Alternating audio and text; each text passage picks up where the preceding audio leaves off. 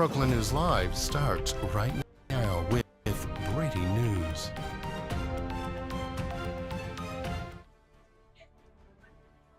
And a good day, good to be with you. I'm Jackson Mitchell. We're coming on the air at this hour with plenty of breaking news to discuss.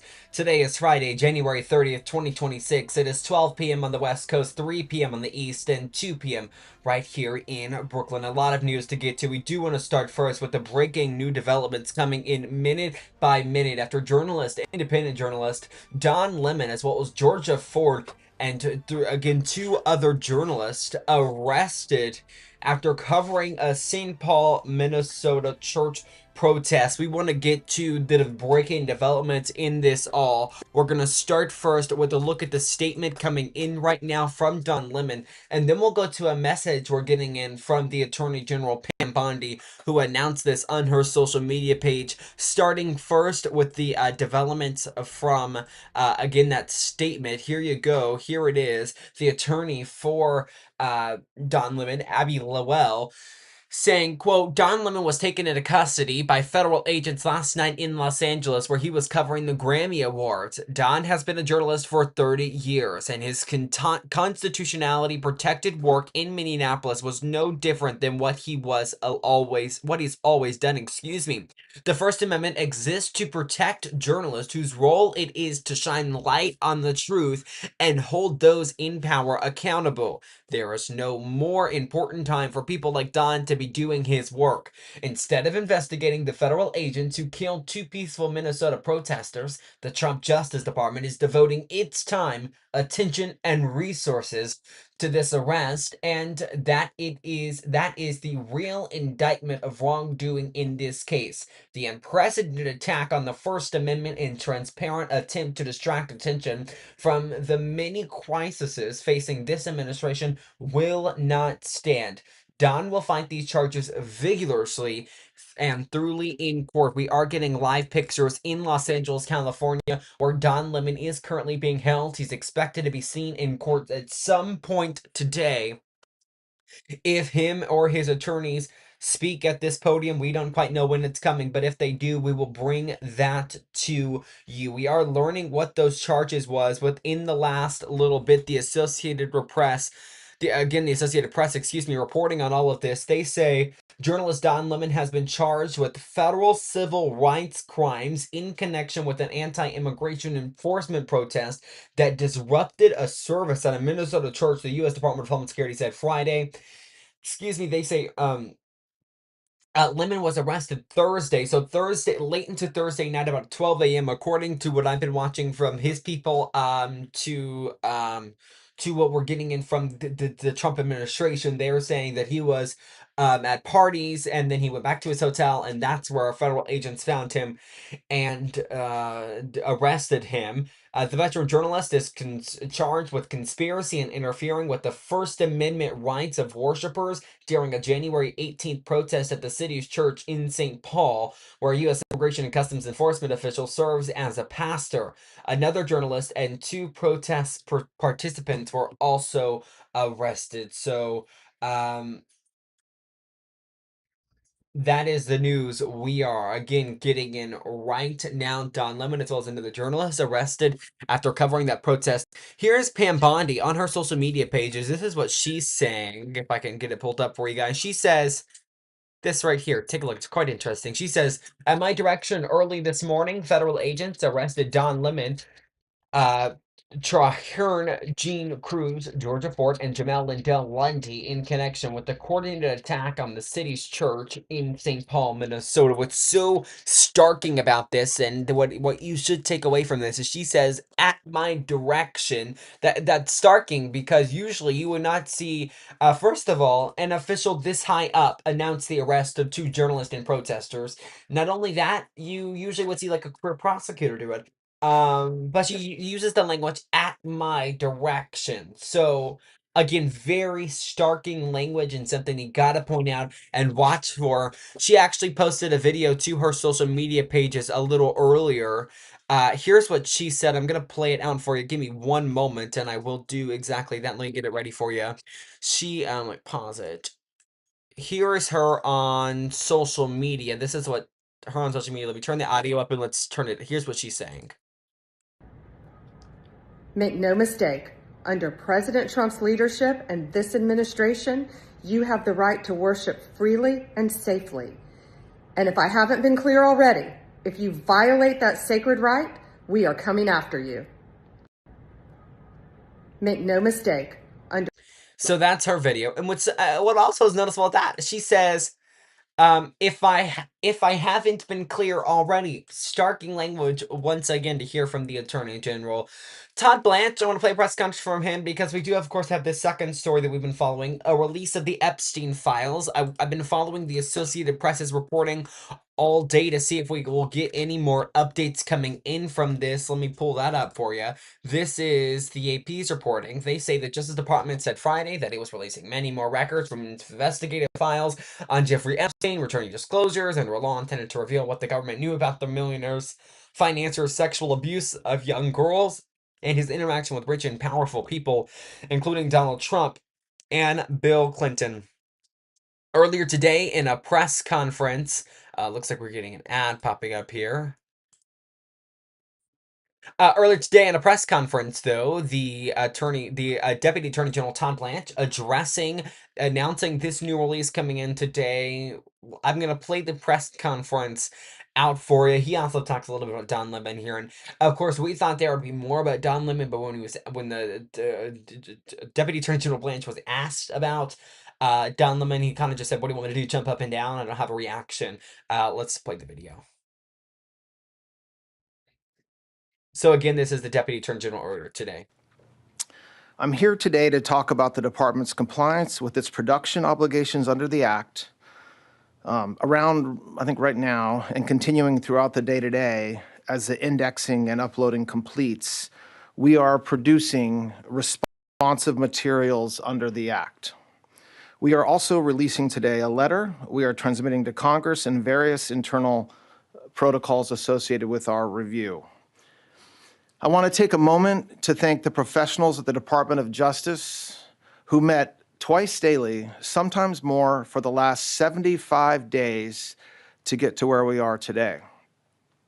The leadership teams from the Office of the Attorney General, from the Deputy Attorney General's Office, the Associate Attorney General's Office, the Criminal Division, the National Security Division, the FBI, the Southern District of Florida, the Southern District of New York, and the Northern District of New York all gave up many hours every single day on top of their other, of course, full-time obligations to fulfill the President Trump's promise of transparency to the American people. I also want to thank the more than 500 lawyers and professionals across all those divisions that I just mentioned and others who worked long days, nights, weekends, Christmas, New Year's Eve, New Year's Day, nights, weekends, and holidays to complete this production. These highly trained reviewers spend their careers putting bad guys in jail and effectuating the mission of the department. And to a person, they work tirelessly to protect victims and comply with the Act since its passage. So thank you to all of them. Today, we are producing more than 3 million pages, including more than 2,000 videos and 180,000 images.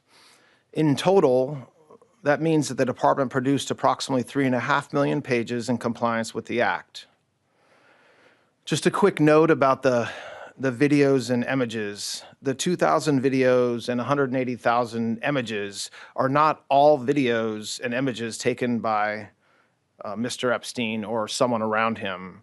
They include large quantities of commercial pornography and images that were seized from Epstein's devices, but which he did not take or that someone around him did not take.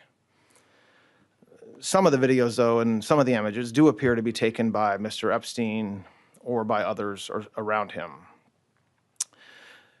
Now, I want to talk for a few minutes about the department's document identification and review protocols. It consisted of multiple layers of review and quality control designed to ensure compliance under the Act and protect victims.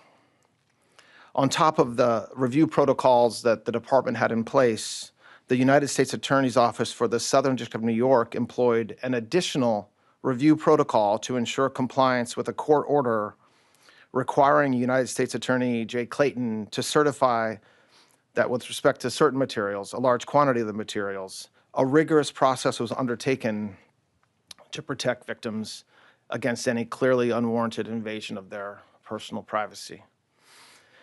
The department's collection effort resulted in more than 6 million pages being identified as potentially responsive, including department and FBI emails, interview summaries, images, videos, and various other materials collected and generated during the various investigations and prosecutions that the Act covered. We erred on the side of over-collection of materials from various sources to best ensure maximum transparency and compliance, which necessarily means that the number of responsive pages is significantly smaller than the total number of pages initially collected. That's why I mentioned a moment ago we're releasing more than 3 million pages today and not the 6 million pages that we collected. I want to address what we didn't produce. The categories of documents withheld include those permitted under the Act to be withheld: files that contain personally identifiable information of victims or victims' personal and medical files, and similar files, the disclosure of which would constitute a clearly unwarranted invasion of personal privacy. Any depiction of CSAM or child pornography was obviously excluded. Anything that would jeopardize an active federal investigation. And finally, anything that depicts or contain images of death, physical abuse, or injury, also not produced. Although the Act allows for withholding for items necessary to keep secret in the interest of national security or foreign policy, no files are being withheld or redacted on that basis. Further, as we previously stated in our December 19th letter of last year, the department withheld or redacted files covered by various privileges, as we always do, including deliberative process privilege, work product privilege, and attorney-client privilege. As you all know, under the Act, the department must subsequently submit to the House and Senate committees on the judiciary a report listing all categories of records released and withheld, a summary of redacting the legal basis for such redactions, and a list of all government officials and politically exposed persons named or referenced in the Act. We will do so in due course as required under the Act. I want to talk for just a moment about the redactions that will be obvious to anyone who reviews the materials that we just produced today. In addition to the documentary redactions, which includes personal identifying information, victim information, and other privileges, there is extensive redactions to images and videos. To protect victims, we redacted every woman depicted in any image or video, with the exception of Ms. Maxwell. We did not redact images of any men, unless it was impossible to redact the woman without also redacting the man. To this end, though, and to ensure transparency, if any member of Congress wishes to review any portions of the responsive production in any unredacted form, they're welcome to make arrangements with the department to do so, and we're happy to do that. I want to talk for a minute about something that is important.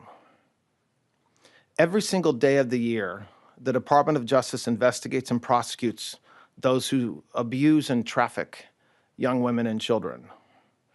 Just last year, the FBI located over 2,700 victims of child exploitation. The Department of Justice found and terminated 3.8 million dark web pedophile accounts. In August, we charged 11 defendants for extensive sex trafficking in Los Angeles of illegal immigrants and underage women. Last month, we charged 5 men who were engaged in a sadistic sextortion network of deranged young men abusing women. Over the past several months, last summer and into the fall, we executed Operation Restore Justice, rescuing 205 child victims and arresting 293 offenders. I point this out because I take umbrage at the suggestion, which is totally false, that the Attorney General or this department does not take child exploitation or sex trafficking seriously, or that we somehow do not want to protect victims. We do. select members of Congress and some in the public eye in critical efforts at full transparency under the Act who remain silent as to all the work that we have done and continue to do every day in this space, while quickly pointing a finger at the Attorney General or this department because we were careful in our review of millions of pages of documents over the past 2 months. The Attorney General, the Director of the FBI, and our partners throughout this administration work hard every single day to protect the most vulnerable among us. With the production of this magnitude, mistakes are inevitable. We, of course, want to immediately correct any redaction errors that our team may have made, and so the department has established an email inbox for victims to reach us directly to correct redactions and any concerns when appropriate. That's been in existence since December, and we've been doing that since then. Finally, a very small portion of the documents collected pursuant to the Act include materials that a law firm produced to the SDNY in 2019 pursuant to a grand jury subpoena. This was during the criminal investigation of Ms. Maxwell. We determined it would be prudent to seek an order from the court in the Southern District of New York seeking production of these materials subject to the protective order in that civil lawsuit. To that end, the department has filed that motion with the appropriate judge in the SDNY, and if that motion is granted, we'll release those materials with appropriate redactions immediately. Today's release marks the end of a very comprehensive document identification and review process to ensure transparency to the American people and compliance with the Act. The department has engaged in an unprecedented and extensive effort to do so. After submitting the final report to Congress as required under the Act and publishing the written justifications for redactions in the Federal Register, the department's obligations under the Act will be completed. I'm happy to take any questions anybody has about that. Todd, I'd like to ask you about this, and then I have a Minnesota question for you. On the Epstein release today, it was recently made public that Ghislaine Maxwell and men secret agreements with the federal government not to be prosecuted. What is your reaction to that, and what does that mean for her case? I read an article that described, I wasn't aware that it was actual men that she's claiming. I thought it was accomplices, which I'm not sure if that's a reference to some of the financial institutions or other individuals that. 25. So yes, I don't have a reaction to her filing. I can tell you that we reviewed, as I just described, every single piece of paper that we have associated with these investigations, Mr. Epstein and Ms. Maxwell, and to the extent that such arrangements exist, I'm not aware of them. And on to Minnesota, if I may ask you real quick. That's in the topic in the headlines right now. There's new video of a man believed to be Alex Preddy, who's spitting, who's kicking out a taillight of a law enforcement vehicle. Does that change the perception of a potential DOJ investigation? Is there going to be a civil rights investigation into his death? Where does that land now that video's out? Then I have a quick follow-up on that. I don't think a single video should change any perception the Department of Justice may or may not have about that tragic occurrence last Saturday. We've said repeatedly over the past week that, of course, this is something that we're investigating, and we are. That's what we would always do in circumstances like this. And so there's an investigation that's ongoing, which I'm not going to talk about. But just look, the problem is an initial reaction to a particular video, one or another. You're talking about one that happened apparently some days ahead of last Saturday. It's an investigation. So an investigation necessarily means just that. It means talking to witnesses. It means looking at documentary evidence, sending subpoenas if you have to. And the Department of Justice Civil Rights Division has the best experts in the world at this. They've been doing it for decades. And so I expect that investigation will proceed with those parameters in mind. Are you looking at a nexus of left-wing groups? This DOJ said that that's something that you guys were concerned about. Are you following money? Are you looking at a potential that all of this may be related somewhere? I mean, yes. Thank you, Mr. Deputy Attorney General. You said in your remarks that you've withheld some documents because of ongoing investigations. I've done this long enough to know you can't comment on ongoing investigations, but can you say a little bit more? Because as you know, the department has been criticized for not bringing charges against more people. Are there still open investigations related to Jeffrey Epstein? So what I was laying out in my comments is the statutory, what the statute talks about what we can withhold and the reasons we can withhold it. I wasn't pointing to any particular, I wasn't trying to be coy or otherwise suggest there's some investigation. As you all know, Jay Clayton in New York is in charge of any potential investigations, and I'm not going to comment beyond that on that. You were referring to Clayton. Excuse me? You were referring to Clayton's investigation. I wasn't referring to anything. I was just saying that Congress, in their wisdom, allowed us to withhold documents if there were ongoing criminal investigations. That's one of the four clear any national security information that we were not withholding. There's not some tranche of super secret documents about Jeffrey Epstein that we're withholding. We're actually not withholding anything based upon NDI. Deputy Attorney General Prince, thank you for your time. Two questions for you. Number one, pushing politics aside and everyone else aside, some of the victims of Epstein have expressed frustration with the entire process. I want to give you the opportunity to speak directly to them. Well, I don't know what you're speaking to. I mean, if there's frustration with, quote, the entire process, same here. I mean, you have a situation where for many, many years, nobody even breathed a word about Jeffrey Epstein. And then all of a sudden, it was all anybody would talk about going into the last spring and summer, culminating in the passage of the Transparency Act. And President Trump has said for years what I think everybody will find to be exactly true, which is detailing his relationship and lack thereof with Mr. Epstein and what he thought about Mr. Epstein. And notwithstanding what the department has been saying for a very long time, we're still where we are today. Listen, victims of Mr. Epstein have gone through unspeakable pain, and there's nobody that should say anything differently. And I to the extent that there's frustration, I understand where that comes from, just from what we know about Mr. Epstein. I hope that the work that the men and women within this department have done over the past 2 months hopefully is able to bring closure. I think that what we told our reviewers is that was the goal. You know, there's this mantra out there that, oh, you know, the Department of Justice is supposed to protect Donald J. Trump, and that's what we were telling. That's not true. That was never the case. We are always concerned about the victims. When we said that we were not legally allowed to release documents, that's a fact. That was true. It remains true today. And then with the Act's passage, we are able now and directed to release documents, which is what we are doing. But so hopefully some of those frustrations are now eased. Listen, any victim that wants to speak with the department has done so. Hopefully, if not, they should.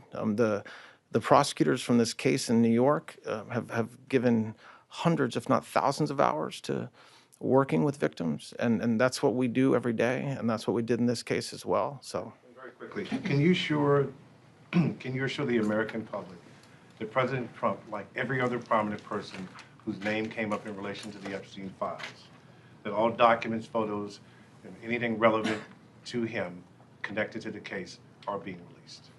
I mean, yes, I can assure that we complied with the statute, we complied with the Act, and there is no, we did not protect President Trump, we didn't protect or not protect anybody. I mean, I think that there's a hunger or a thirst for information that I do not think will be satisfied by the review of these documents.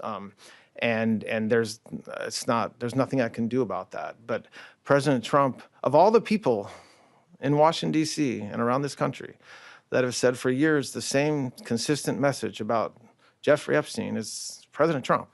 And so there's not been a change of course or anything, and certainly his direction to the American people and the Department of his direction to the Department of Justice was to be as transparent, release the files, be as transparent as we can. And that's exactly what we did. I want to clarify your remarks on the Alex Preddy killing. Are you saying that the Justice Department has opened a civil rights investigation into his death? Yes. Yeah, I mean, look, I know there's been a lot of discussion among the media around that, but just think about what that means. All that means is that DHS, as the Secretary has said, is conducting an investigation, as they should and as they do every time there's a tragic event like this. And the FBI, in their role, which is a separate role from DHS, is also looking into it and conducting an investigation. And that's not. That shouldn't be treated as making news. We've said that for a week, and it remains as true today as it was last Sunday when I said it. Two questions for you, one on topic and one Speak separate. up a little bit. Yeah, two questions for you, one on topic and one separate. On topic, do you have any information that you could just share? Because 3 million documents is a lot for people who are watching this at home. Are there any new names or new people, public people in positions of power who your department found in these filings? I don't have anything to share about what's new or not new, and no, I don't have anything to share about that. And to follow up on that, do you have a reaction to the arrest of Don Lemon overnight? Do you have a reaction to what? To Don Lemon's arrest overnight? Do I have a reaction to it? I don't know what that means. What are you looking for me to do? Jump up and down? No, I don't have a reaction to it. I don't know that the charges are unsealed yet. So no, I can't. I'm not going to comment on that. Thank you. You said this is the end of the Epstein, of your review of the Epstein files. So just to clarify, is the public going to learn the identities of the men who abused the girls with the information that you're releasing? And if not, why not? And then I have a quick follow-up. I mean, you just baked in an assumption into your question that I have never said and I don't know to be true. Is the public going to learn about men that abuse these girls? Like, what does that mean? I mean, I don't understand what that means. Well, I mean, they're the men who abused the young women through Epstein's, Look, we said in July, and it remains as true today as it was in July. Alrighty, there you have been listening in to the Deputy Attorney General speak for some time now. What we're going to do, we do have some breaking news coming into us right now. We are learning, so MS Now has obtained, formerly MSNBC, they've obtained this indictment. We are trying to do the exact same thing. This indictment is about Don Lemon, guys. We're trying to do the exact same thing. See if we can't get any more details on that. If we can learn anything, we'll bring that to you. We are also watching right now a protest. This is, one moment, we'll have it ready for you. This is right now in Minneapolis, downtown Minneapolis. You're taking a look live there. I wonder if we have any audio. There's the audio. This is a massive protest, of course, an anti-ICE protest. Just one of the dozens we have seen in recent weeks since the ICE deployment. We're watching it live. They have, I don't see any police or anything nearby, at least from this camera shot that we are looking at right now. A really extremely large protest that we are seeing right now in Minneapolis. We're going to follow this, see if we get any updates. So Will is on top of an ambulance right now, trying to give everybody a bird's eye view of the streets down here so you can see how many people are marching. Arrest. Again, right now we're kind of just waiting. In a minute, we are going to go out to the crowd and get some interviews in. Refreshing our pages to see if we have any, if they have unsealed this indictment. It does not look likely. I am getting, one moment, you guys. So much is happening, so much news is going on right now. We still have more we're going to bring you here in just a little bit, but right now we of course wanted to get to news that we are, okay, give me one moment. We're going to sneak in a quick break. I'm going to see what I can get over the break, and it looks like we're already experiencing some glitches on those shots anyways. Are we here? Okay, we'll be back in a few moments.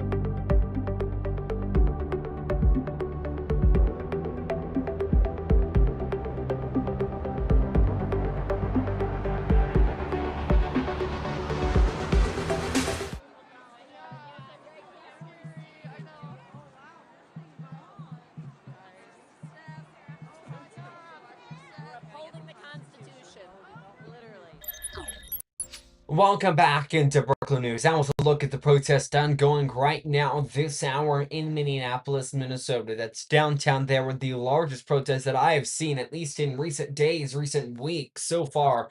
An anti-ICE protest ongoing there. We are continuing to monitor that. We're also monitoring the story out of Los Angeles. Don Lemon arrested late last night. Podium, a little, what they call a gaggle. Set up there. We'll see if his attorney, who did release a statement on his arrest, speaks out or what we get more information on that.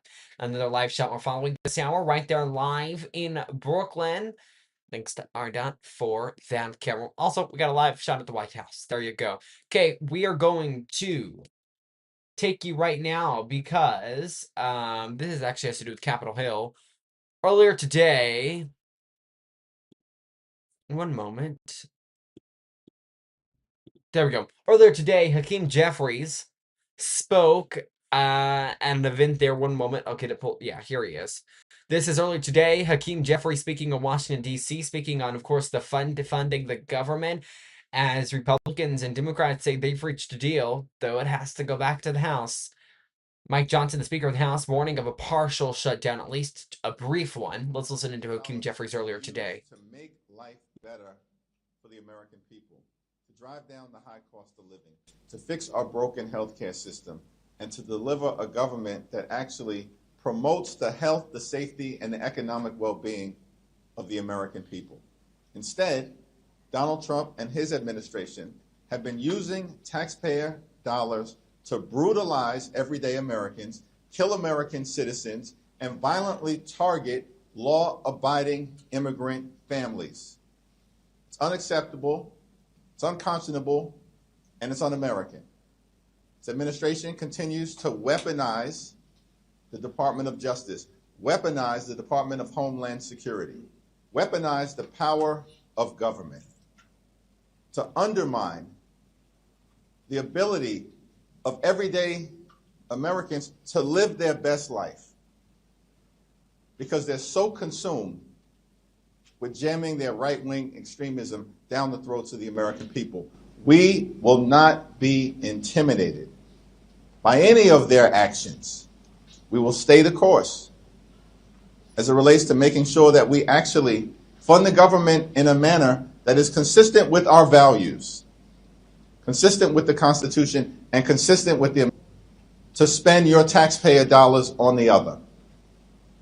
Republicans in their one big ugly bill enacted the largest cut to Medicaid in American history, ripped health care away from more than 14 million Americans, and at the same period of time took $186 billion from SNAP, literally stealing food from the mouths of hungry children, seniors, and veterans. And in that same one big ugly bill, used taxpayer dollars to give the Department of Homeland Security and ICE a slush fund that's been used to unleash a killing machine in Minneapolis, using taxpayer dollars literally to kill American citizens in cold blood. That's what Republicans have done in their one big ugly bill. That's their policy. And Democrats are going to continue to push back aggressively against it. We want to make sure that the Department of Homeland Security conducts itself in a manner that elevates public safety, not undermines it. And the American people are demanding accountability, and that's what Democrats are going to deliver. Question? Should we expect any sort of organized response from Democrats to the arrest of Don Lemon this morning? And what do you think that says about the Trump administration? Trump administration has systematically targeted the free and fair press because they want to intimidate America and oppose anyone who is not willing to bend the knee to their extremism. We are not going to be intimidated at all. The free and fair press is central to the foundation of American democracy. Thomas Jefferson famously made that clear, that he would prefer a country that had newspapers over government as opposed to governments over newspapers. This is central to who we are as a country. And so Don Lemon, we know, is an accomplished journalist who was doing his job as part of the free and fair press. There's no legitimacy, no basis to Don Lemon's arrest, no basis to the arrest of the other journalists. And the American people are not going to stand for it. And House Democrats are going to stand up for them. And the rights of the free and fair press as central to American democracy and our values in terms of who we are. But how? I issued a statement as it relates to where we are right now. It just happened. And so we haven't had an opportunity, even as members of Congress, to talk to each other about next steps. But of course, next steps will be forthcoming. Thank you, Mr. Leader. I'm sure you've been monitoring what's going on in the Senate. What's your reaction to the fact that there's not a deal yet with the government deadline looming? Do you have any plans to speak to Speaker Johnson between now and when the House gets back? And do you think that 2 weeks is enough time to negotiate the reforms that you're looking for? I know that there's a lot there. So we have to deal with the issue of reining ICE and the Department of Homeland Security in with the fierce urgency of now. And a 2-week window will evaluate whether that's sufficient time, but there's urgency to dealing with this issue. Because ICE, as we've seen, is out of control, and the American people know it. The American people know that the Trump administration on all of the things has gone too far. And that taxpayer dollars should not be used to brutalize the American people, and in some instances, kill them. So this is something that has to be addressed. And, you know, Democrats in the Senate, led by Chuck Schumer, supported by the House, made a clear demand. Separate out the 5 bills that clearly have bipartisan support. And then separately, we can deal with making sure that ICE is brought under control in a variety of different ways, including our demand, which we will not walk away from, which is that judicial warrants should be required before ICE can storm homes and rip people out of their cars. Judicial warrants.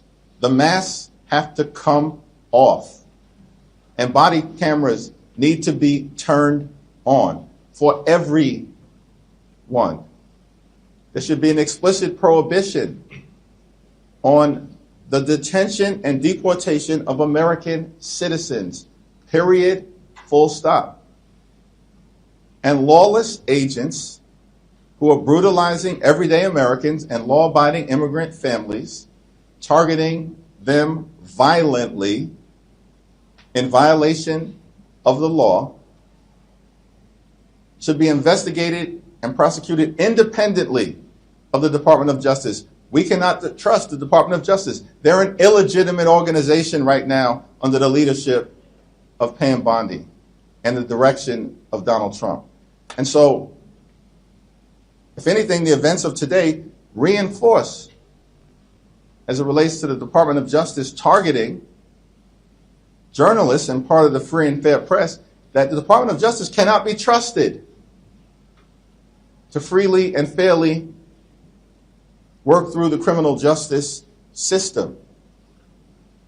And it reinforces our demand that agents who violate the law should be investigated and prosecuted independent of the Department of Justice and the Trump administration, and state and local officials.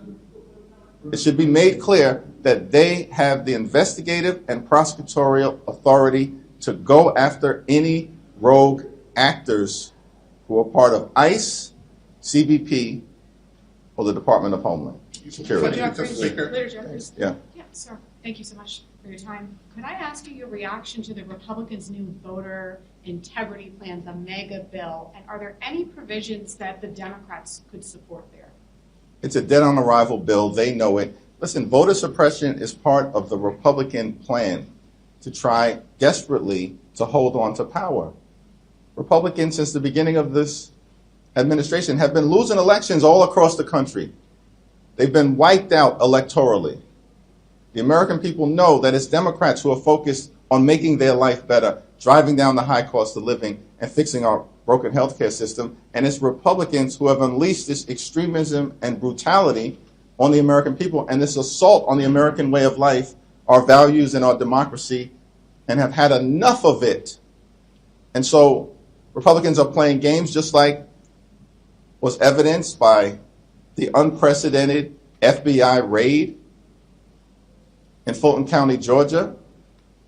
Republicans don't want a free and fair election because they know when that happens, and will ensure that it happens, they're going to lose. They're going to lose the House. They're going to get crushed all throughout America. So the latest voter suppression bill is not a serious thing. Let's just be clear about that. You're asking me a legitimate question, but it's an illegitimate bill. That's dead on arrival. It's going nowhere. I do have a policy follow-up on that bill, just regarding, I remember covering during the first Trump administration, Democrats were very concerned about Russia meddling in elections. Are you confident that the current election systems in all 50 states and U.S. territories will protect the ballot of U.S. voters? What I am thankful about is that the administration of elections are done locally as opposed to in the hands of the Trump administration. House Minority Leader Hakeem Jeffries, the Democrat from New York, speaking on government funding, ICE, a number of other things there. Before we take another quick break, I want to take you through the feeds that we are monitoring right this moment. You're taking a look live there in Los Angeles, where at any moment, a hearing on Don Lemon, pretty much a probable cause hearing on Don Lemon being held. We're waiting to, maybe we'll hear from somebody here. You see them fixing up the mics there on that live feed that we have. Live look right here in Brooklyn. And then we're also following the protest happening right now in Minneapolis. That's a live look there. Pretty big one. There's an airplane view that we might get for you. I don't know if we're going to be able to, though, but it shows you how wide spanning this protest is. Time now 2:44. Still more news to come when we come back.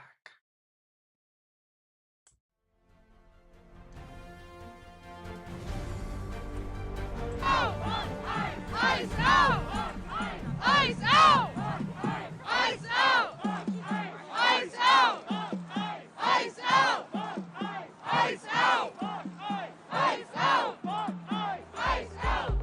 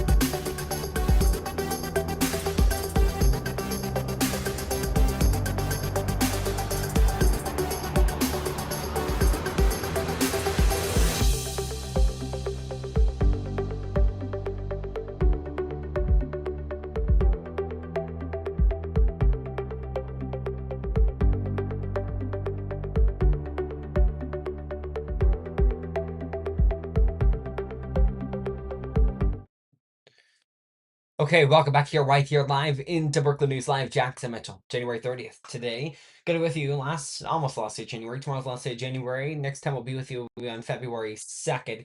We do, of course, still have all the headlines that we are following right now. We just had that one come up for you. We are also following right now,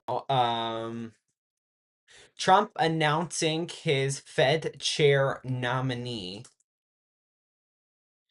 in a lengthy Truth Social post. Take a look at this.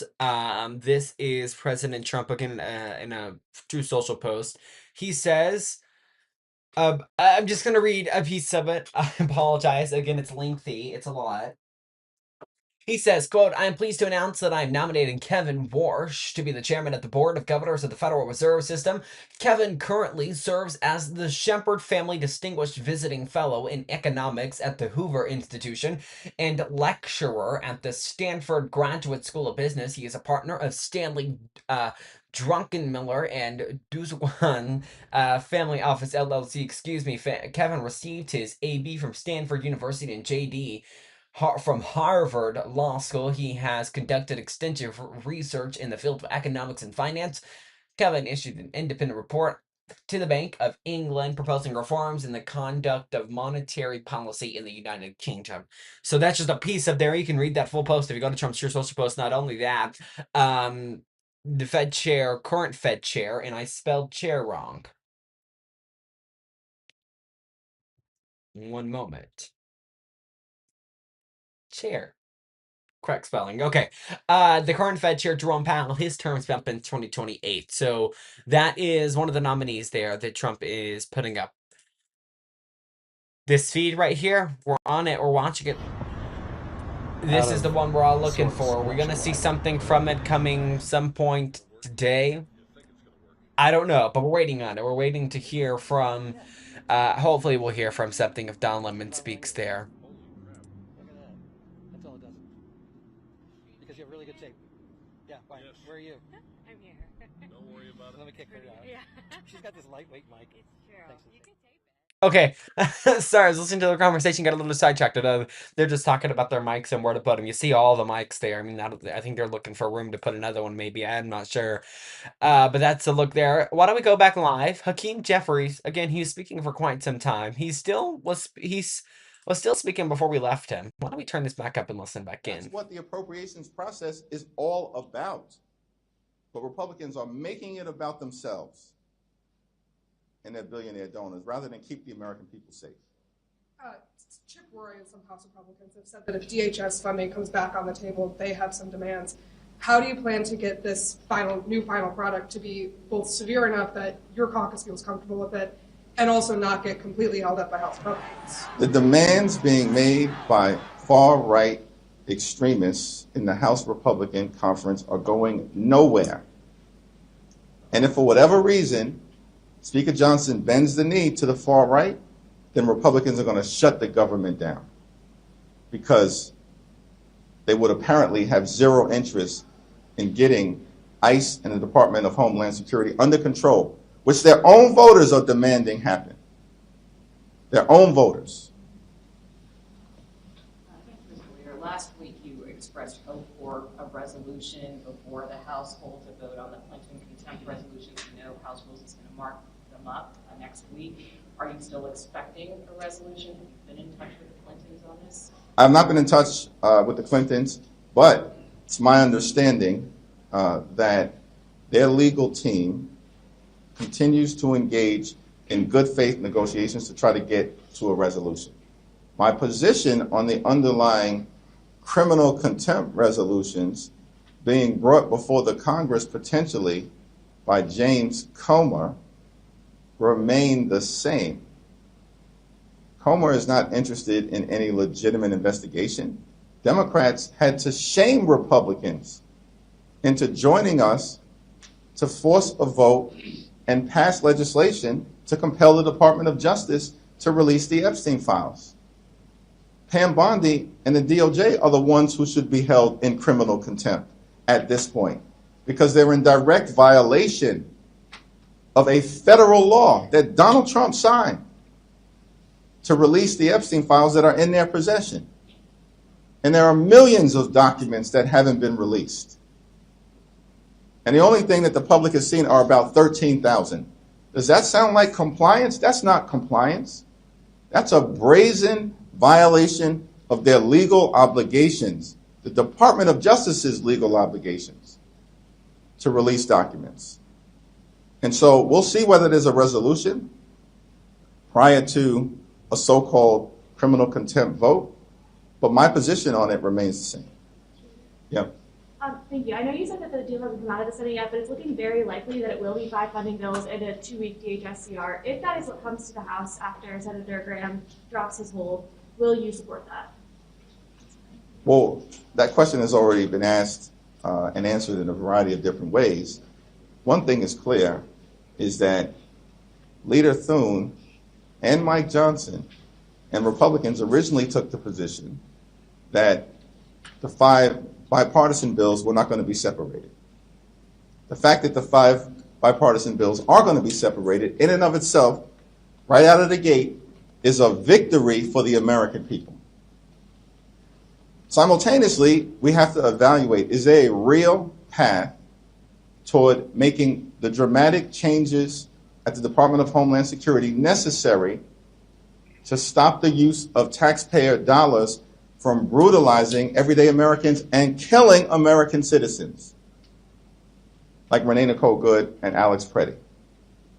That's a question to be evaluated, particularly if we find ourselves in a situation where there's going to be an intense negotiation, where Democrats have drawn a hard line in the sand. We have not been shy or bashful in articulating what will be necessary, including but not limited to judicial warrants and an explicit prohibition on the detention and deportation of American citizens, and an end to the roving bands of ICE agents violently targeting people all across America.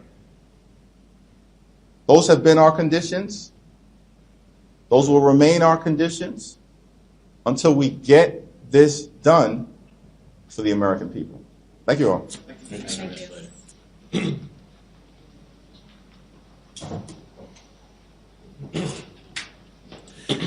Press conference there. Hakeem Jeffries taking questions from the press. We've got 5 minutes left in our show here. Still plenty of headlines to get to. Quick break. Brooklyn News Live returns here in just a moment. Actually, before we do that, let's check in once again with our live shots. Nothing there in Los Angeles, California. We're also watching this camera right here.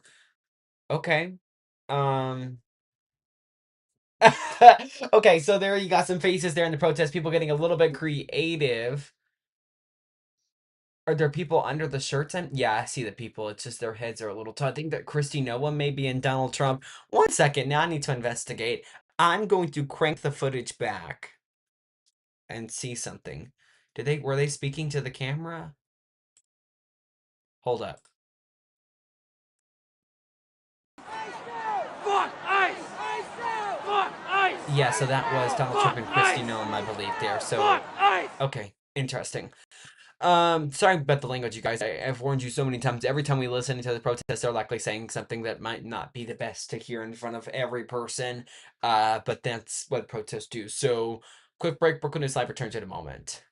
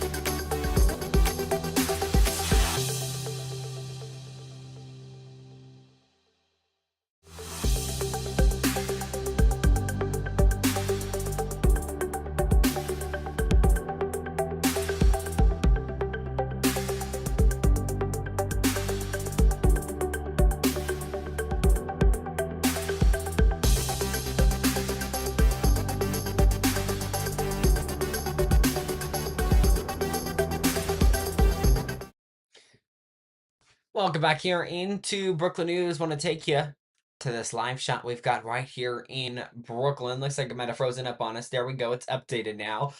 Take a look at the forecast tonight. Overnight low is going to drop to 11 degrees. It's going to be pretty chilly as people head home tonight. Saturday, Sunday, you're looking on Saturday, mostly sunny. High of 26, low of 12. By Sunday, temps rise just a little bit, high of 30, low of 23. We're not reaching above freezing until Monday. Monday, high of 45, low of 31. By Tuesday, possibility of some showers, high of 48, low of 36. Of course, we're going to continue following that forecast. The raising temperatures, the above freezing, we need some of this to melt, but those overnight lows, luckily, what I'm looking at right now, not all of them are below freezing, so that's a good thing that once it melts during the day, it's not going to freeze overnight. But it is going to be cold this weekend, so bundle up. It's really going to continue being cold. I would argue even 45 degrees and a low of 31 is pretty chilly. Need a light jacket at least. That is going to do it for us right here on Brooklyn News Live. Remember, you can join us weekdays. One moment, guys. Sorry, issues. You can join us weekdays at 2 p.m. We'll be right back here on Monday. I believe we'll be here on Monday. I'm not sure what our schedule looks like right now. I know with the snow days, there's been kind of things pushed back that might have made me miss Brooklyn News Live. But again, that is going to do it for us. Thank you all for joining us.